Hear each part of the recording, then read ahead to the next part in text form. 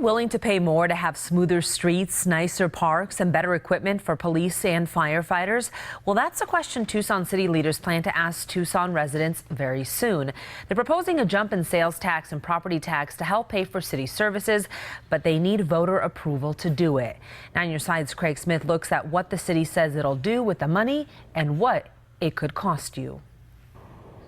Rough roads are a constant complaint from Tucson drivers. 4 years ago, Tucson voters approved $100 million in road bonds, but just barely.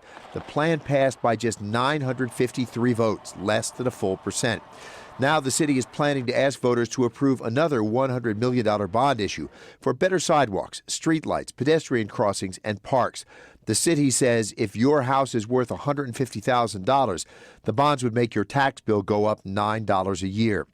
To help equip police and firefighters and repair more roads, the city wants voters to add a half cent to the sales tax. That would raise it from 8.1% to 8.6%, the same rate as Marana and Oro Valley. The city estimates that would cost an average shopper an extra $298 a month, or not quite $36 a year. Councilmember Steve Kozacek says it's a sensible way to take care of the city's needs. Well, roads, first of all, that's number one priority. We hear it all the time from people. So I'm absolutely on board with finding a funding source for roads. Sales tax makes sense. People come in from all parts of the region, drive on our roads, shop in our stores. So the sales tax is a logical possibility. We asked KGUN Facebook users if they would agree to pay more for better services.